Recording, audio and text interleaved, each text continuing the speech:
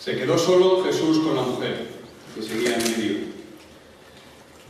Los fariseos, para tentarlo, solo llevaron una mujer sorprendida en adulterio. Jesús dijo: ¿queréis apedrear a esta mujer según lo prescrito por la ley? Pues bien, aquel de entre vosotros que esté sin pecado, que tire la primera piedra. Mientras se cuestionaban, él escribió sobre la tierra, para enseñar a la tierra. Pero cuando les dio esta respuesta, levantó los ojos, miró a la tierra y ésta se estremeció, como en el Salmo 103, 32. Los fariseos, confundidos y temblorosos, se fueron uno tras otro.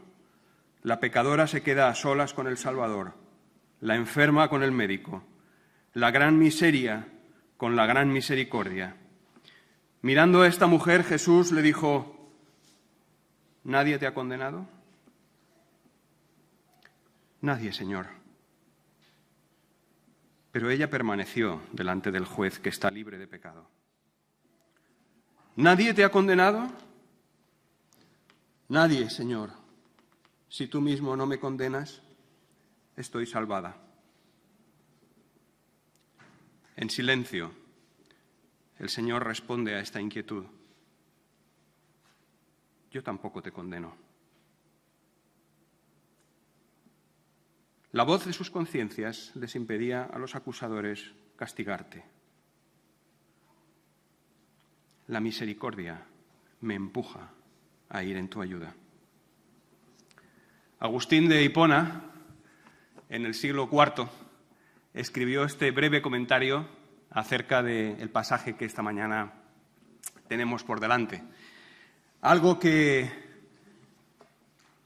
ha venido siendo seguramente en muchas ocasiones mal entendido, mal interpretado por muchos.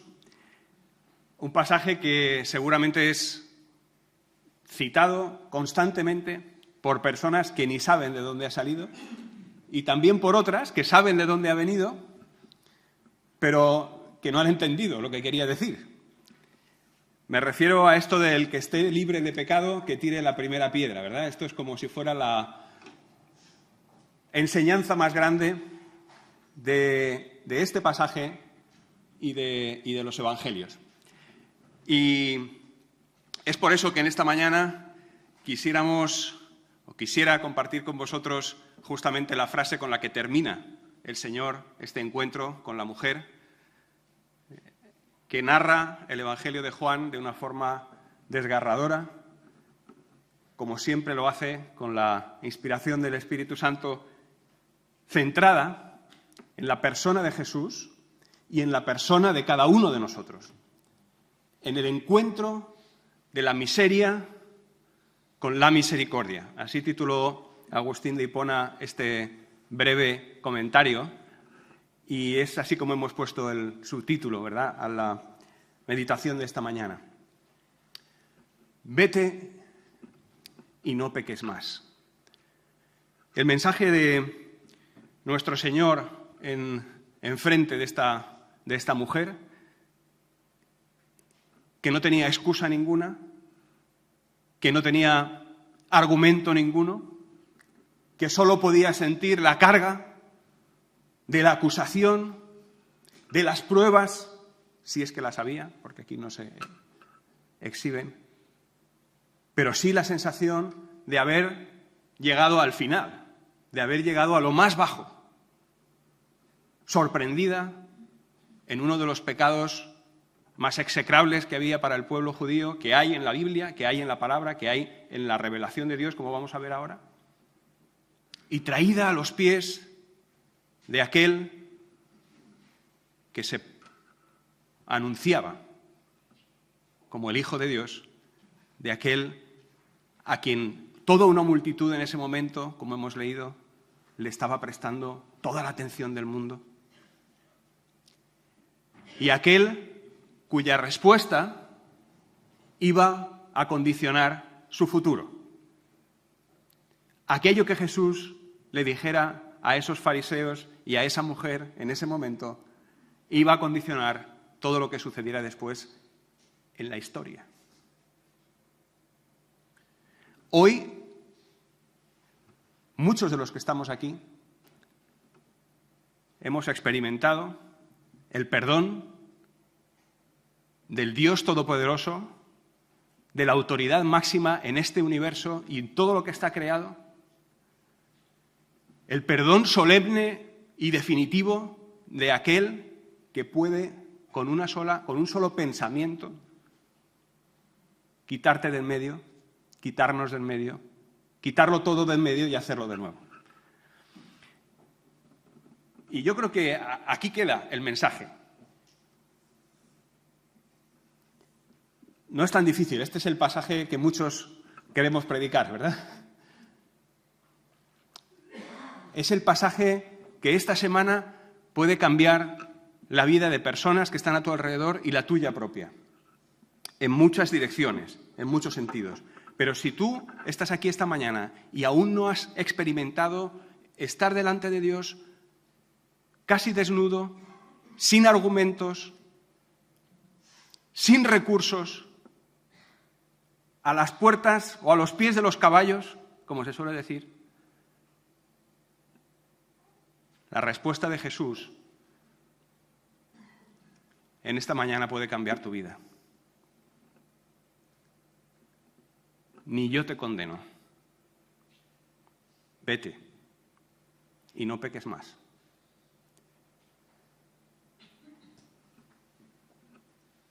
Estamos muy familiarizados últimamente, después de la crisis económica, con lo que llaman la ley de segunda oportunidad, que es algo que es simplemente implementar una directiva europea que da a las personas que han caído a lo más profundo del abismo de su economía, que lo han perdido todo, pues justamente una especie de borrón y cuenta nueva. Desde el año pasado, más o menos, que está en vigor, de febrero del año pasado, que está en vigor esta ley, si escuchamos a aquellos que entienden un poquito más que la media, entenderemos que es una ley que está ayudando a algunas personas, pero ni mucho menos está cumpliendo con aquello que es el ideal, ¿no? Y esto es solo a un nivel muy superficial, solo a nivel muy, vamos a decir, material, ¿no? Por supuesto, cualquier ley de segunda oportunidad es muy bienvenida y a todos nos gustaría tener una segunda oportunidad en la vida. ¿A que sí? Ahora que se han ido los niños, que todavía a lo mejor no les ha dado tiempo a pensar en eso. Piensa en tu vida. ¿Cómo era antes de conocer a Cristo y cómo es desde entonces? Piensa en tu vida si todavía no has conocido y has entendido y has doblado tu rodilla ante el Hijo de Dios. Porque puede que cambie de hoy en adelante. Como cambió la de aquella mujer. La Biblia no nos cuenta nunca más, nada más de lo que pasó ahí, de lo que pasó con esta mujer. Como suele pasar, muchos de los protagonistas y de los interlocutores de Jesús durante su vida, muchos de los que estuvieron hablando con él, sus pecados fueron perdonados, sus vidas fueron restauradas, sus enfermedades fueron curadas y ya no se sabe más de ellos porque, como decían antes Federico y Marta, aunque la mayor parte de ellos, si no todos, pasaron a formar parte del ejército de salvación que tenía que hablar de la verdad del Evangelio a toda criatura, pues no aparecen los nombres. Porque la gloria es solamente para aquel que se hizo uno de nosotros, que se sometió a esta cuestión que le preguntaron los fariseos y a muchas otras, y que en ese sometimiento constante y en esa demostración de sabiduría y demostración de amor por las personas, llegó hasta la cruz y se dejó matar y entregó su vida, para que nadie de los que le habían conocido pensara que había otro camino para llegar a Dios que no fuera el suyo. Hablando con nuestra hermana Ana Jiménez en la semana pasada, le expresábamos una preocupación de que los una vez dejásemos ahí el sábado por la tarde-noche la exposición preciosa de cerámica y de arte, pues a lo mejor el domingo por la mañana los niños, al moverse por ahí y zascandilear de unas clases a las otras y demás, pues tuvieran algún percance y se encontraran con una de esas figuras y acabaran en el suelo.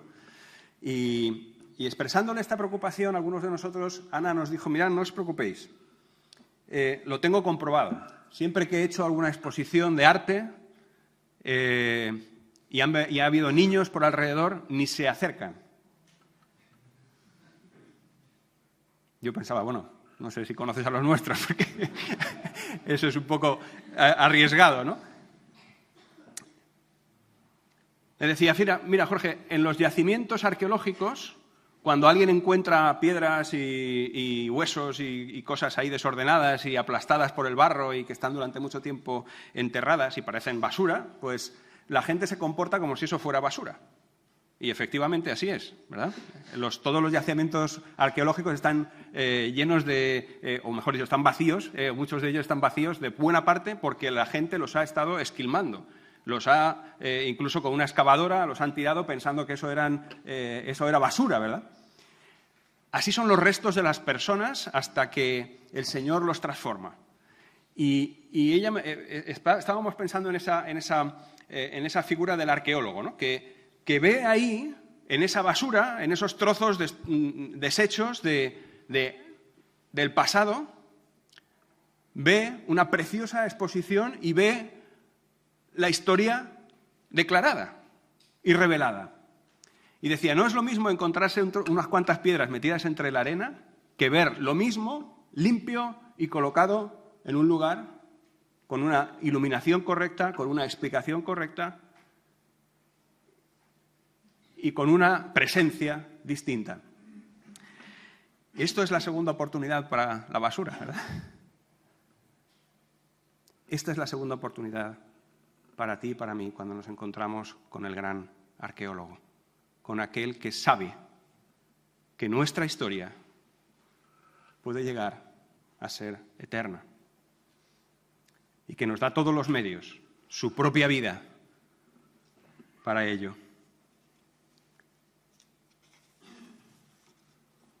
Este pasaje nos narra 3 encuentros, nos presenta 3 encuentros. Los fariseos con Jesús. Jesús está en medio de una gran multitud.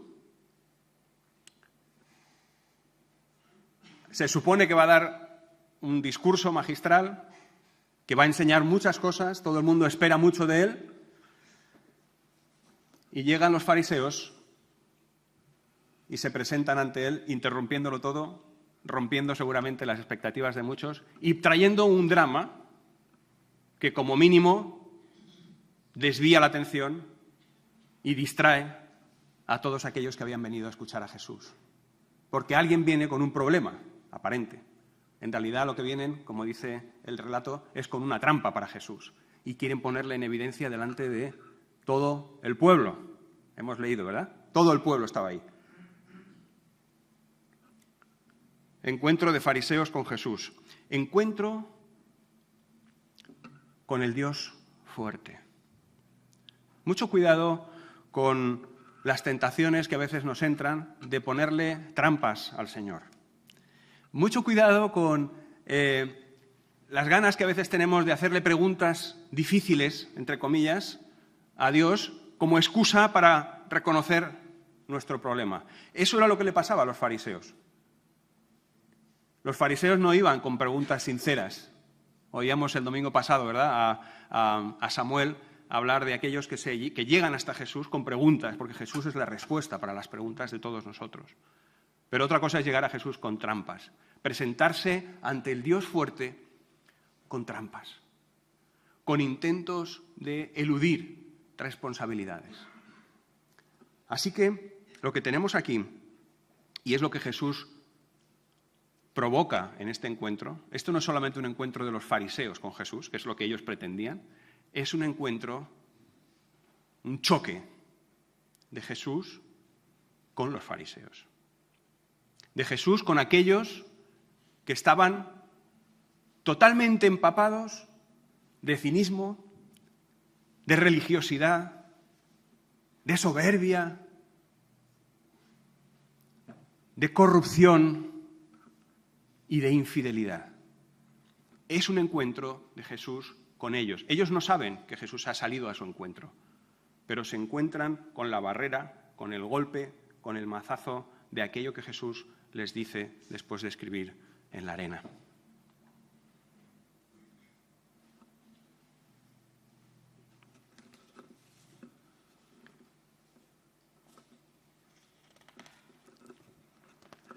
Solamente algunas citas de aquello que podía estar en las mentes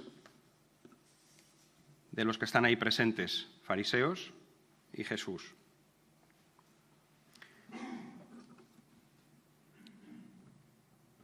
En Oseas capítulo 2, antes de que el reino de Israel fuera completamente destruido,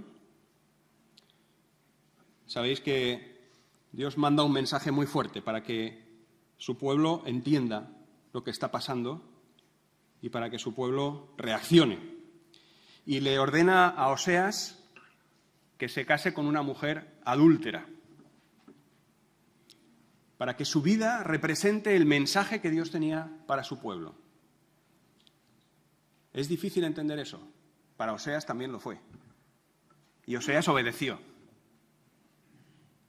Y dentro de aquello que Dios le dijo a Oseas, para que escribiera y para que transmitiera al pueblo, estaban estas palabras.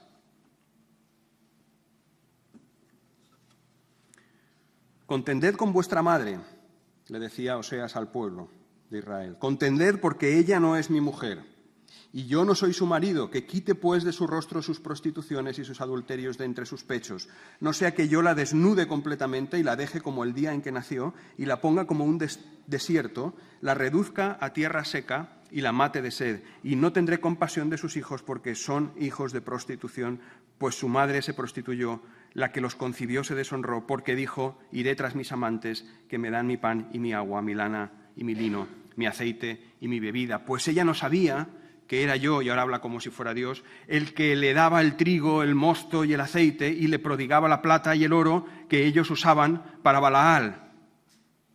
Por tanto, volveré a tomar mi trigo a su tiempo y mi mosto a su sazón. También me llevaré mi lana y mi lino que le di para que cubriera su desnudez. Y ahora que descubriré su vergüenza ante los ojos de sus amantes, y nadie la librará de mi mano. Haré cesar también todo su regocijo, sus fiestas, sus lunas nuevas, sus días de reposo y todas sus solemnidades. Devastaré todas sus vides y sus higueras, de las cuales decía ella, son la paga de mis amantes que me han dado. Y las convertiré en matorral y las devorarán las bestias del campo, y la castigaré por los días de los Baales, cuando ella les ofrecía sacrificio y se adornaba con sus zarcillos y joyas y se iba tras sus amantes y se olvidaba de mí, declara el Señor. La condena de el Dios de Israel a su pueblo por haberle olvidado, por haberle dejado, se plasma en una historia de infidelidad matrimonial. Se plasma en una historia de adulterio. Y si seguimos leyendo el libro de Oseas y otros pasajes, nos daremos cuenta de cómo el Dios Todopoderoso, el Dios de Israel, que sacó a esas familias de Egipto de la esclavitud, les restauró, les renovó, les puso en una tierra que fluía leche y miel, les hizo un reino que impresionaba, se sentía abandonado, se sentía desechado y despreciado. Y cómo lo expresa Dios, cómo abre su corazón al pueblo en forma de esposo y mujer adúltera. Y aquellos fariseos creo que venían a Jesús a ver qué decía él de esta adúltera que podía ser perfectamente acusada porque había sido sorprendida en el momento mismo. Pero Jesús escribe en tierra. baja la cabeza y escribe en tierra, porque estaba en ese momento seguramente recordando cómo la nación, cómo los judíos de la época de Jesús seguían con aquella apostasía. Y estaba viendo a aquellos fariseos encarnando el adulterio propio con mayúsculas que la palabra de Dios condena tajantemente. El adulterio que significa abandonar al Dios creador, al Dios Padre, al Dios esposo, al Dios que provee de todo, que se da completamente. Esto no es una historia solamente de la época de Jesús, esto es una historia que venía de muy largo, de muy lejos. Y por eso los fariseos van a Jesús con este tema, un tema casi que le iba a explotar en la cara. Porque Jesús estaba diciendo, cuando enseñó sobre el perdón y cuando estaba enseñando sobre los pecadores, ¿no?, que enseñaba con ellos y se sentaba con ellos y comía con ellos y iba a sus casas. ¿Os acordáis de Zaqueo? Hablábamos de Zaqueo el domingo pasado, ¿verdad? Aquel publicano, aquel traidor al pueblo de Israel. Jesús iba a su casa y cenaba con él. Y Jesús se rodeaba de mujeres, digamos, de mujercillas y de personas de mala reputación. Y entonces la acusación que le venían a hacer a Jesús, o mejor dicho, el reto que le querían poner es: decídete, decídete. La ley dice que a estas personas hay que apedrearlas. ¿Tú eres de la ley o no eres de la ley? Tú has dicho en el Sermón del Monte que habías venido a cumplir la ley, ¿no? Entonces ahora te presentamos aquí un caso para que cumplas la ley. Por otro lado, también sabían que si Jesús les decía, pues a por ella, sabéis que los judíos no podían matar a nadie, porque no podían ajusticiar a nadie, porque estaba la nación romana dominándola. Por lo tanto, iban a acusarle también de sedición y de traición al imperio. Así que, como nos dice aquí el Evangelio, Jesús estaba ante una trampa, pero resulta que la trampa se vuelve contra los fariseos. No sabemos lo que Jesús escribió en el suelo. Hay toda clase de especulaciones. Y estoy seguro de que Jesús en ese momento estaba, como hijo de Dios, tan indignado con esa farsa que querían representar delante de él, tan indignado con aquella expresión de crueldad con aquella mujer, con aquella expresión de cinismo religioso, con aquella expresión de olvidarse de realmente cuáles son los pecados de cada uno para intentar acusar a los demás, que bajó la mirada para no enfrentarla con ellos.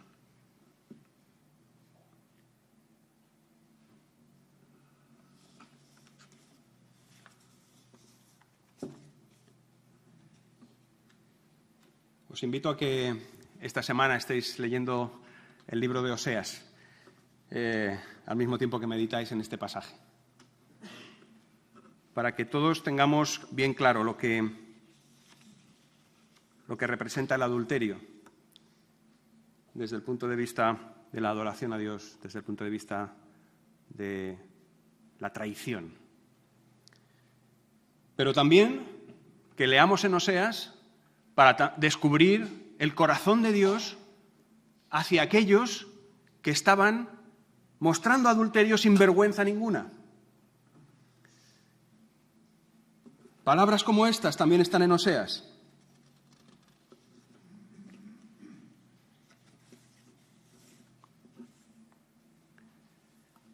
Capítulo 5, verso 15. Me iré y volveré a mi lugar hasta que reconozcan su culpa y busquen mi rostro. En su angustia me buscarán con diligencia. Capítulo 6, verso 4. ¿Qué haré contigo, Efraín? Nombrando así a toda la nación de Israel. ¿Qué haré contigo, Judá, el reino del sur? Porque vuestra lealtad es como nube matinal y como el rocío que temprano desaparece. Porque yo me deleito, dice el versículo 6, en la lealtad más que en el sacrificio, y más en el conocimiento de Dios que en los holocaustos. Pero ellos, como Adán, han transgredido el pacto. allí me han traicionado.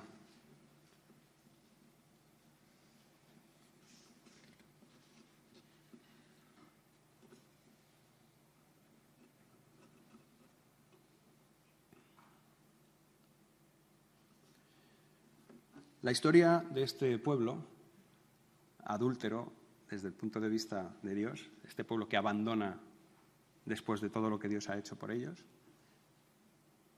avanza 100 años, caen en la más absoluta desgracia, desaparecen como nación, desaparecen como pueblo, son borrados de la memoria, de la historia, y casi 100 años después de que se escribió esto, hay esperanza, porque Dios había hecho promesas, como hemos visto y como hemos leído, porque dijo Dios que se iría hasta que en su angustia le buscaran con diligencias.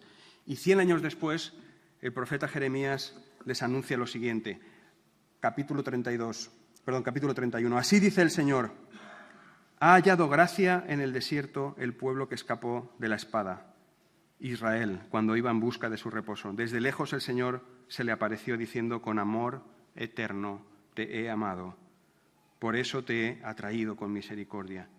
De nuevo te edificaré y serás reedificada, Virgen de Israel. De nuevo tomarás tus panderos y saldrás a las danzas con los que se divierten. Así dice el Señor: se oye una voz en Ramá, lamento y llanto amargo. Raquel llora por sus hijos, rehúsa ser consolada por sus hijos que ya no existen. Reprime tu voz de llanto y tus ojos de las lágrimas. Hay pago para tu trabajo, pues volverán de la tierra del enemigo, y hay esperanza para tu porvenir, declara el Señor. Los hijos volverán a su territorio. Ciertamente he oído a Efraín lamentarse. Versículo 20. ¿No es Efraín mi hijo amado? ¿No es un niño encantador? Pues siempre que hablo con él, siempre que hablo contra él, lo recuerdo aún más. Por eso mis entrañas se conmueven por él. Ciertamente tendré de él misericordia, declara el Señor. Y eso es lo que Jesús materializa en ese momento. Escribe cosas en el suelo, les hace preguntarse a los fariseos por sus vidas y luego les dice: tenéis todo el derecho de lanzar la piedra, pero que lo haga primero el que esté libre de pecado. La mujer es una persona infiel, es una persona acusada y avergonzada. Los fariseos son personas infieles igualmente, pero están en otro nivel. Están en el nivel del acusador, están en el nivel de la trampa, están en el nivel de la soberbia. Y el Señor resuelve esto. El Señor resuelve esto. Como dijo el profeta Jeremías: he aquí vienen días, declara el Señor, que haré con la casa de Israel y con la casa de Judá un nuevo pacto. Versos 31 y siguientes. No hay mucho tiempo para leerlos. Un nuevo pacto. La segunda oportunidad. La primera había fracasado. Los fariseos que estaban delante de él eran claramente la prueba de que el primer pacto estaba caduco. Nadie podía llegar a cumplir la ley de Dios. Y aquellos que pensaban que la estaban cumpliendo llegaban a envanecerse de tal forma que no tenían misericordia, ni escuchaban, ni entendían al Dios que había promulgado esas leyes. Así que, segunda oportunidad. La mujer aquí representa justamente el nuevo pacto. La mujer acusada somos tú y yo, antes de conocer a nuestro Señor Jesucristo y antes de escuchar de Él. Ni yo te condeno. Vete y no peques más. Si hay algo que te queda por conocer de Jesús antes de entregar tu vida a Él, es justamente esa faceta de Dios fuerte, lo estamos viendo aquí. La de arriba, la de la primera línea y la de abajo. Ese Dios fuerte, todopoderoso, que juzga, que juzgará, es también en el Hijo, Emmanuel, Dios con nosotros. Ni yo te condeno. Es el Padre Eterno, es el Príncipe de paz. Y aquí estamos la Iglesia, o una parte de ella, ¿no? La Iglesia en su ances. ¿En qué lado vamos a estar? ¿Estamos en el lado de los fariseos? ¿Estamos en el lado de la mujer? Son los dos polos aquí, ¿no? Los fuertes y los débiles. ¿Cuál es el papel de la Iglesia? ¿Cuál es la aplicación de todo esto para nosotros como comunidad? A nivel individual creo que está bastante claro. Delante de Dios no tenemos nada que ofrecerle. Delante de Dios solamente podemos exhibir nuestras miserias, incluso escuchar las acusaciones del acusador. Pero Él nos ofrece perdón y Él nos ofrece una vida renovada. Vete y no peques más. No por tu voluntad, sino porque te has encontrado conmigo y has visto el rostro del gran Dios perdonándote. Así que, si ya has dado ese paso y estás unido al resto de los que lo han hecho con el mismo corazón, ¿qué haces ahora? ¿En qué lado estás? En esto ha habido bastante confusión. Se ha querido aplicar este pasaje a la vida de la Iglesia y decir, no, dentro de la Iglesia pues todo vale, ¿no? Porque, en fin, al final Dios nos ha perdonado, Jesús nos perdonó y ¿qué más da un poco la vida que llevemos? Ya somos salvos. Pero justamente este pasaje, si alguien hace esa interpretación, tiene que eliminar, vete y no peques más. La tendencia natural yo la conozco, porque hemos tenido ocasión de comentarlo muchas veces con muchos amigos y demás. La tendencia natural es irnos hacia un polo. El polo de ni yo te condeno, o mejor todavía, el polo de el que esté libre de pecado, que tire la primera piedra. Se acabó el juicio. Ya nadie me puede juzgar. Tú no me puedes decir nada. Dentro de la Iglesia yo soy libre. Pero este pasaje termina con el perdón y con la restauración. Este pasaje termina, este episodio de la vida de Jesús, termina con la vida renovada, con una vida nueva que solo le da gloria a Él, que ya no está apoyada en las debilidades y en los fracasos de antes, sino que está apoyada en el perdón que se ha recibido y en el poder que viene con ese perdón. Es un poder que no podemos explicar. Pero la Biblia sí, y nos habla de la presencia del Espíritu Santo en nuestras vidas. Y nos habla de cómo nos vamos separando progresivamente de esa especie de atracción fatal del pecado. Y nos habla que cada vez que estamos cerca del Señor, cada vez que recordamos, como vamos a hacer en la mesa, su muerte, su resurrección y nuestra salvación, estamos más lejos de aquella vida que teníamos antes y más cerca de la que nos espera con Él toda la eternidad. Así que como Iglesia, ¿qué nos espera? Pues nos espera seguir al Maestro. Nos espera no ser ni fariseos ni la mujer. La mujer ya también ha pasado de muerte a vida. Aquella mujer ha sido perdonada, ha sido restaurada. Y la Iglesia ahora, en el siglo XXI, tiene que ser Jesús. Tiene que mostrar a aquel que en este pasaje nos deja a todos con la boca abierta. Que no juzga al mundo ni a las personas. Jesús dijo, yo no he venido para juzgar, ¿verdad?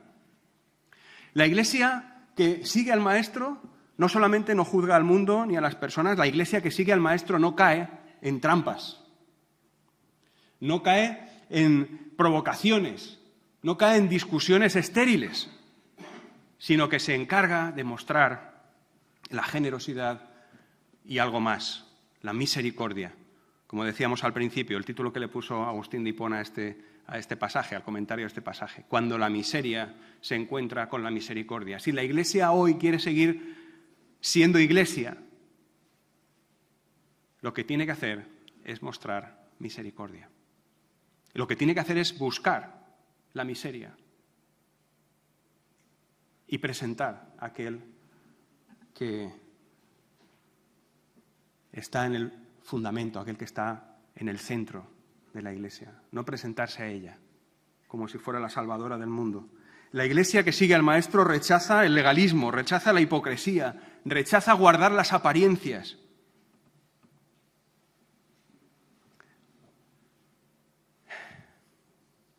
Cuesta, cada una de estas frases da para mucho, ¿verdad? Es la tendencia natural. La tendencia natural, incluso cuando estamos en comunidad, es hacer las cosas que hace la mayoría, ¿verdad? Y si vemos que hay un pequeño desvío en la mayoría y hay que seguir a alguien, no seguimos al Maestro, seguimos a la mayoría, que a veces es más cómodo. Pero la Iglesia que sigue al Maestro rechaza el legalismo, rechaza la hipocresía y rechaza guardar las apariencias. ¿Es así como nos estamos sustentando como Iglesia? Tenemos que plantearlo. Porque eso es lo que el Señor enseñó. La Iglesia que sigue al Maestro es la que anima al débil y la que lo hace con algo más que buenas palabras. La que anima al débil con algo más que buenas palabras. La Iglesia que protege al débil. La Iglesia que llega a conocer las necesidades de las personas y trata de cubrirlas. Es la Iglesia que rompe con las apariencias. Es la Iglesia como Jesús, que no tiene temor a interesarse por lo que de verdad importa. El Señor, si se hubiera interesado por su prestigio, por su influencia en la sociedad, por su presencia, por su visibilidad en la sociedad, se habría olvidado de las personas. Y la Iglesia que sigue al Maestro es la Iglesia que se interesa por las personas, que mira a cada uno con esperanza, que mira a cada uno con la esperanza de que el Espíritu Santo un día lo haga una obra de Dios, que vive con la esperanza de que esa vida sea para siempre. Es la Iglesia que no rechaza a las personas que necesitan un encuentro con Jesús, sean cuales sean sus circunstancias. La Iglesia que sigue al Maestro confía en el amor de Dios. La Iglesia que sigue al Maestro se entrega al servicio y se entrega a hacer discípulos. Hermanos, la Iglesia de Jesucristo, la Iglesia en Suances de Jesucristo, ya es el pueblo del nuevo pacto. Todo aquello que estaba anunciado ya se ha hecho realidad. La Iglesia no se predica a sí misma como la solución. Nosotros no somos la solución.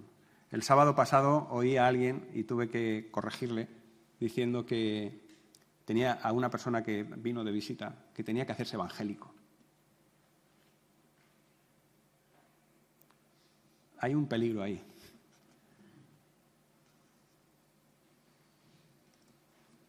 Nosotros no estamos propagando una religión nueva. Nosotros no estamos predicando una iglesia nueva. Las personas necesitan conocer a Jesús desde el punto en el que lo conoció aquella mujer. Y son las personas, una por una, las que hemos experimentado justamente esto.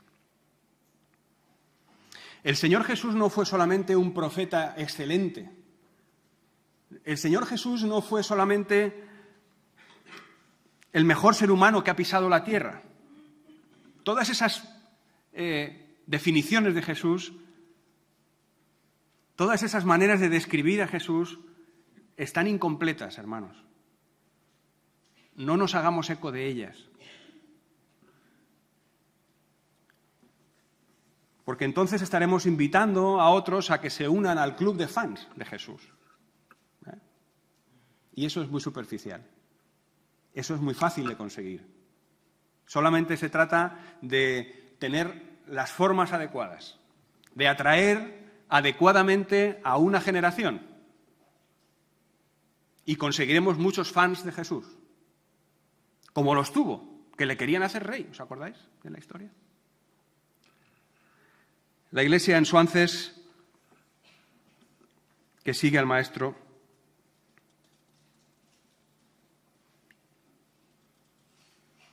solamente puede presentar a Jesús a las personas.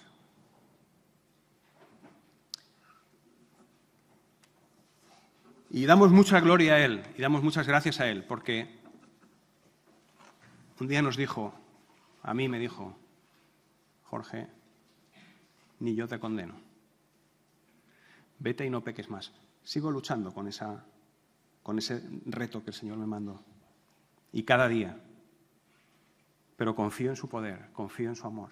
Ya no estoy temeroso del juicio. Ahora confío en el amor de Dios por mí. Y ahora sé que Él quiere hacer en mi vida cosas que le van a dar gloria, como fue el propósito original para el que fui creado. Y eso rogamos que sea en cada uno de los que estamos aquí esta mañana.